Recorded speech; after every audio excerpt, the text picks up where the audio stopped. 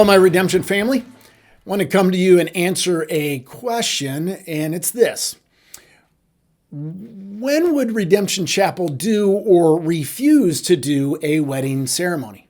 The reason this came up is just this last weekend, we were blessed during our worship services. We got to see another wonderful redemption story, this time the Dujanovics.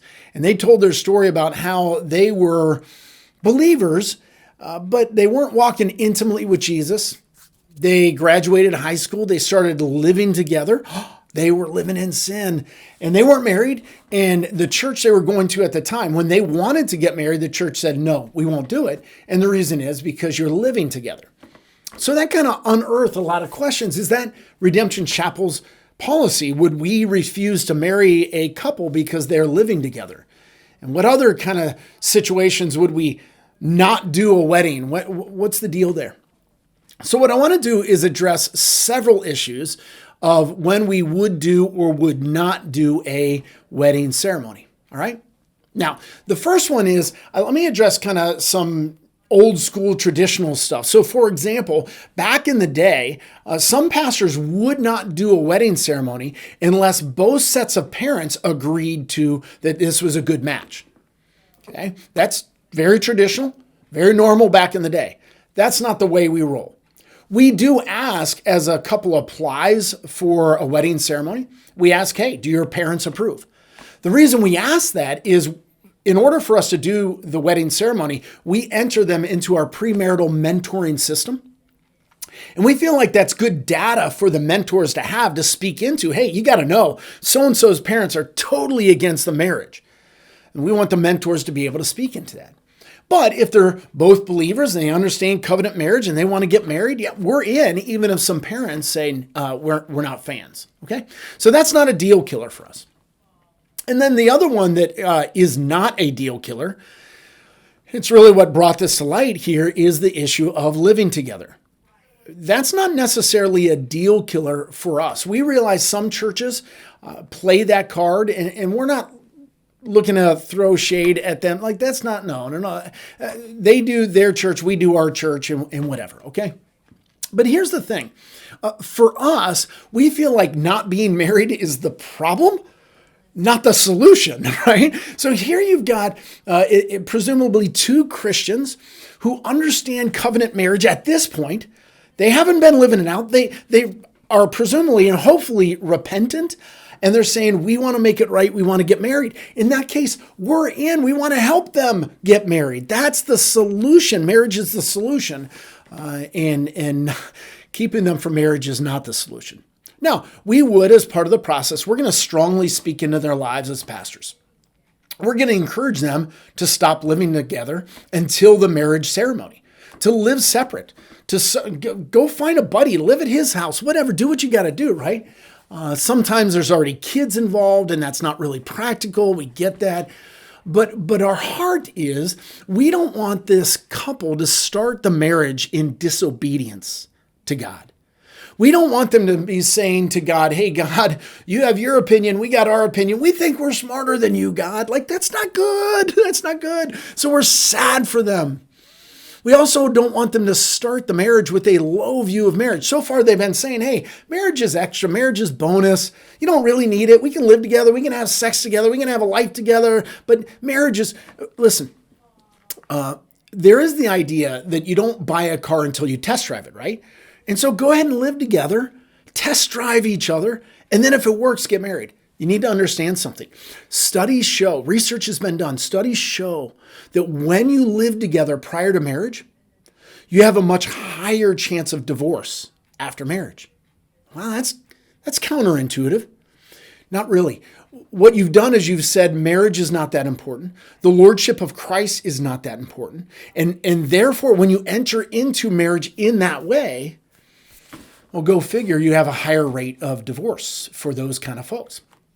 So we don't want that for you. We want the best for you. We want lordship of Christ. We want his blessing. We want you to say, God, you're God. We're not. You call the shots. We want you to have a high view of marriage. So we're going to speak into that. But if a couple says, hey, listen, despite all that, we're going to keep living together. Will you do the wedding? The answer is yes, we will. We're sad for you, But if you're believers, both of you, and you understand covenant marriage and you want to get married, we're in. We'll do it. Now, we will offer the option to do a hurry up wedding, kind of a shotgun style. You come in Monday morning into our office and Pastor Jeremy, Pastor Austin, whoever, we'll marry you. We'll do it. And if a couple at that point says, no. Why? Well, we want the big marriage ceremony.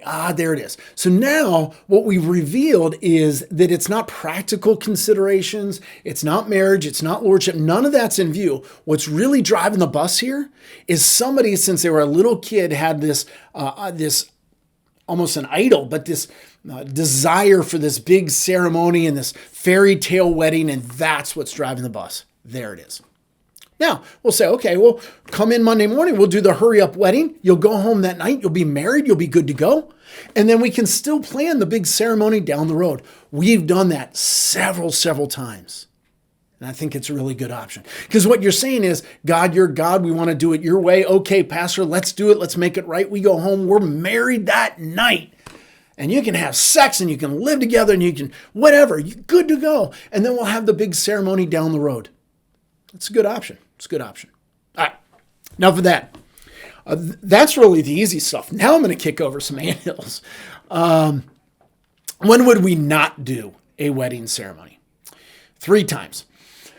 Number 1, when there is a Christian looking to marry a non-Christian.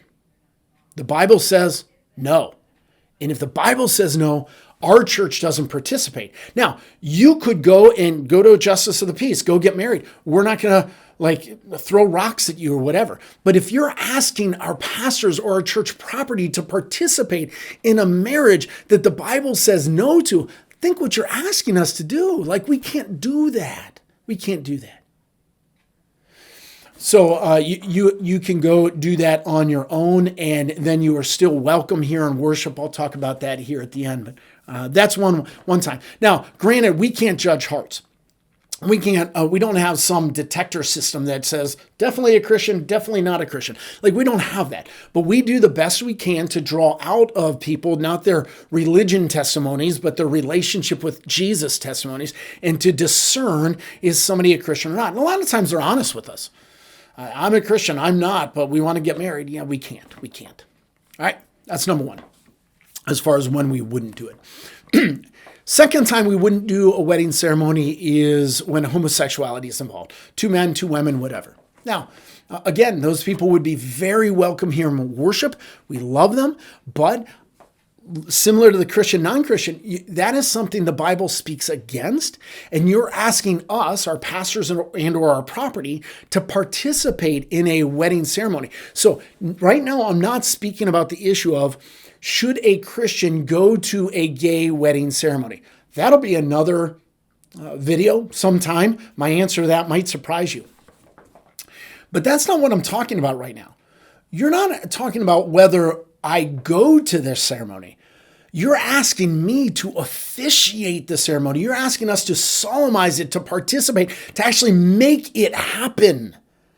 And we just can't do that because the Bible speaks against that. So you're asking us to participate as a church in public sin. No, we won't. We can't. All right? Third, and as far as when we wouldn't do a ceremony, potentially wouldn't do a ceremony, this one gets even dicier. Ready? Divorce. Now, rather than get lost in the weeds, what I'm going to do is just read to you a bylaw that our elders adopted as part of our church kind of governance and what we do and don't do. And I'm just going to read it to you because I think it sums it up pretty well. Here's what that bylaw says. Because we love God and His Word, Redemption Chapel has a very high view of marriage.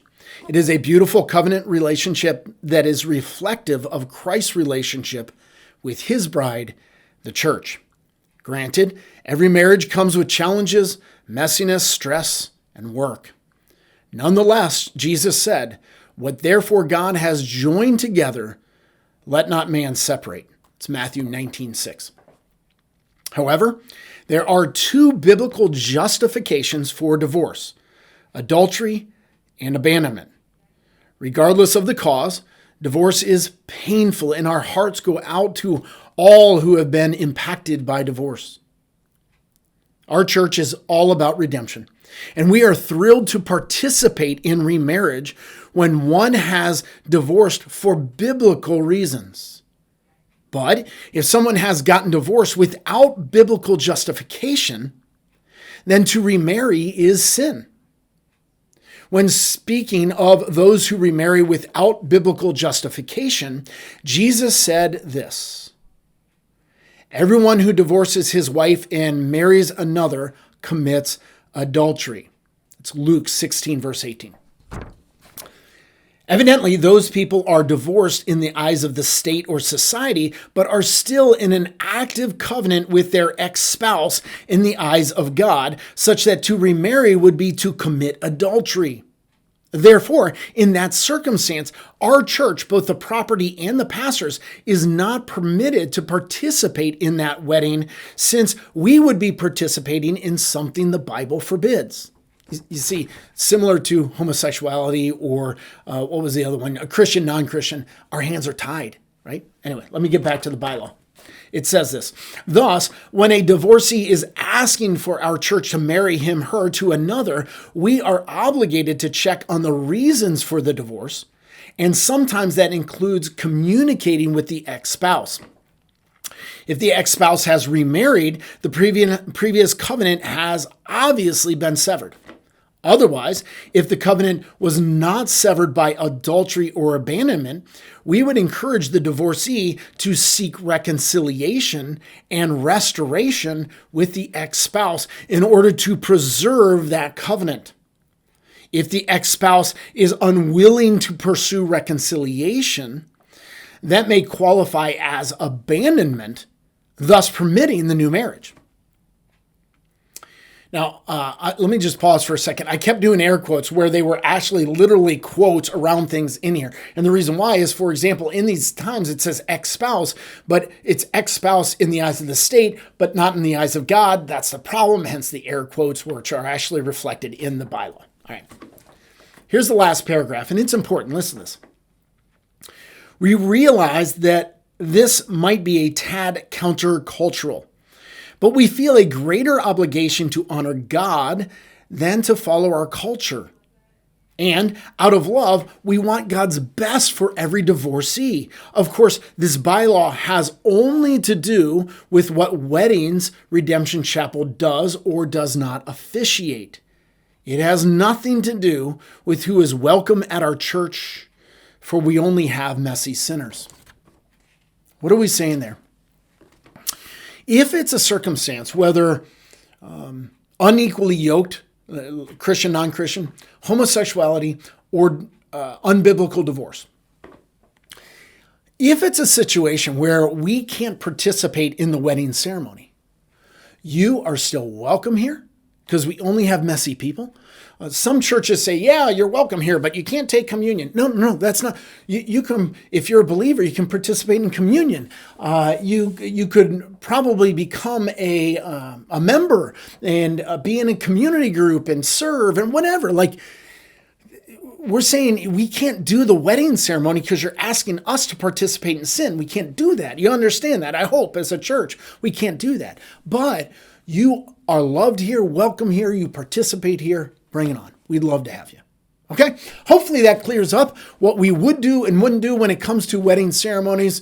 Probably just kicked over anthills and opened up 100 more questions. Hey, future videos, right? There it is. Love you guys. Have a great day.